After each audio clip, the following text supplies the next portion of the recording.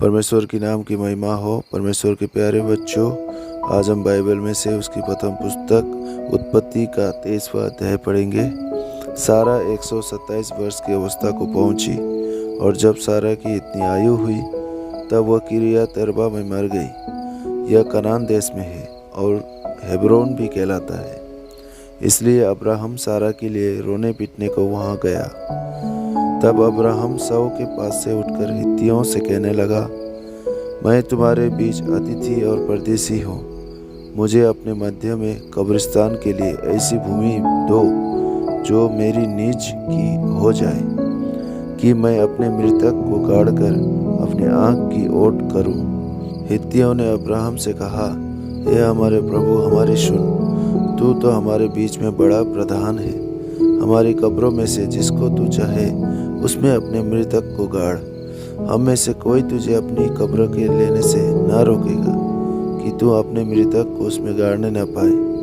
तब अब्राहम उठकर खड़ा हुआ और हित्तियों के सम्मुख, जो उस देश के निवासी थे, दंडवत करके कहने लगा, यदि तुम्हारी यह इच्छा हो कि मैं अपने मृतक को गाड़कर अपनी आँख की ओट करूं, तो मेरी प्रार्थना है कि सोहर के पुत्र एप्रोन से मेरे लिए विनती करो कि वह अपनी मकपेला वाली गुफा, जो उसकी भूमि की सीमा पर है, उसका पूरा दाम लेकर मुझे दे दे, कि वह तुम्हारे बीच कब्रिस्तान के लिए मेरी निज भूमि हो जाए।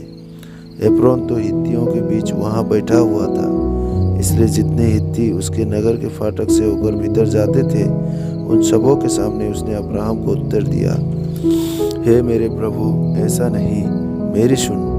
वह भूमि मैं तुझे देता हूँ और उसमें जो गुफा है वह भी मैं तुझे देता हूँ। अपने जाति भाइयों के सम्मुख मैं उसे तुझको दिए देता हूँ। अतः अपने मृतक को कब्र में रख।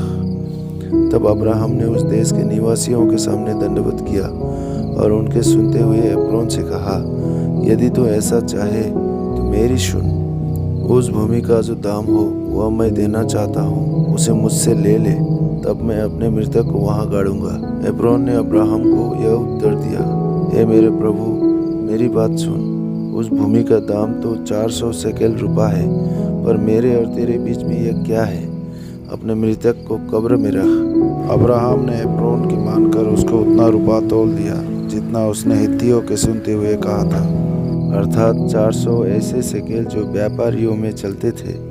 इस प्रकार एप्रोन की भूमि, जो ममरे के सम्मुख मकपेला में थी, वह गुफा समेत और उन सब वृक्षों समेत भी जो उसमें और उसके चारों ओर सीमा पर थे, जितने हित्ती उसके नगर के फाटक से होकर भीतर जाते थे, उन सबों के सामने अब्राहम के अधिकार में पक्की रीति से आ गई। इसके पश्चात अब्राहम ने अपनी पत्नी सारा को उस मकपेला वाली भूमि की गुफा में, जो ममरे के अर्थात हेब्रोन के सामने कनान देश में है, मिट्टी दी।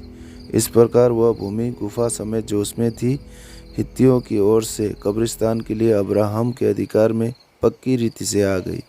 Praise the Lord.